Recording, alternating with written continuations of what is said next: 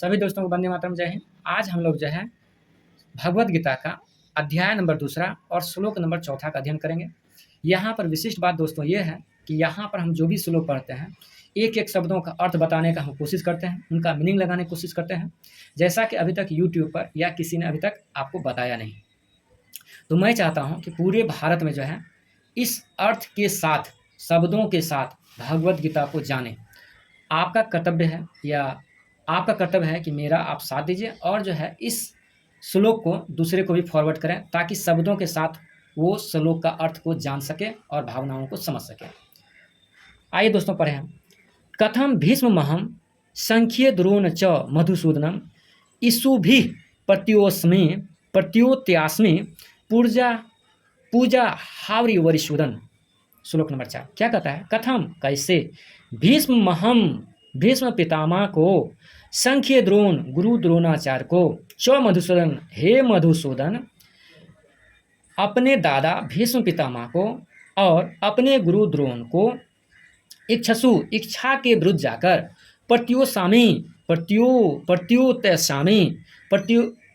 प्रतियोगिता कैसे करें, पूजा हार्वीय वरिशूदन, क्योंकि ये दोनों हमारे पूजा के पूजनीय हैं। समझ में आया?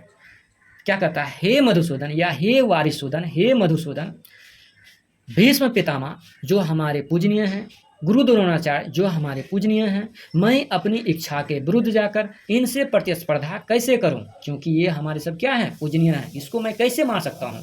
यही कहने का मतलब है। तो आइए इसका जो अर्थ देखें। अर्जुन बोले, हे मधुसूदन, मैं रणभूमि में किस प्रकार वानों से भीष्म पितामह और गुरु द्रोणाचार्य के विरुद्ध लड़ूंगा, क्योंकि हे अरिसूदन ये दोनों ही मेरे लिए क्या है? पूजनीय हैं।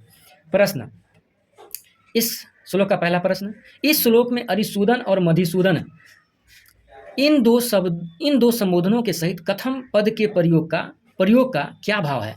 उत्तर, मधु नाम के दैत्य को मारने के कारण भगवान श्री कृष्ण को मधुसूदन कहते हैं। मधु और केवट नाम का 2 दैत्य था दोस्तों। तो मधु और केवट जो है दोनों जो है देवताओं लोग को बड़ा परेशान करते थे। तो भगवान कृष्ण हैं विष्णु के रूप में उसे मारे थे। इसीलिए अर्जुन को पता है कि भगवान कृष्ण का ही रूप क्या है? विष्णु का रूप है। तो विष्णु जो है मधु नामक राक्षस को मारा था, इसलिए उसको मधुसूदन कहा। और यहाँ अरिसूदन, अरि नामक भी राक्षस को मारा था, अरिसूदन इसलिए कहलाए। दोनों नाम से संबोधन करते हैं। इस श्लोक में कथम पद का प्रयोग करके अर्जुन ने आश्चर्य का भाव प्रकट किया है।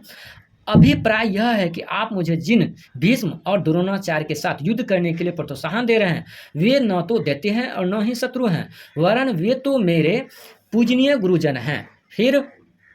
फिर अपने स्वाभाविक गुणों के विरुद्ध आप मुझे गुरुजनों के साथ युद्ध करने के लिए कैसे कह रहे हैं? यह घोर पाप कर्म मैं कैसे कर सकूंगा?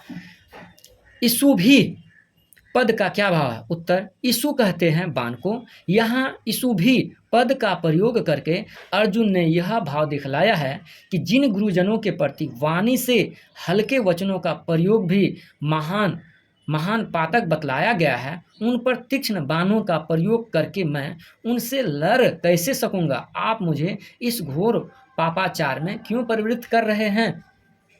ये कह रहा है। समझा आपने दोस्तों? धन्यवाद वीडियो देखने के लिए। लाइक शेयर सब्सक्राइब अवश्य करें।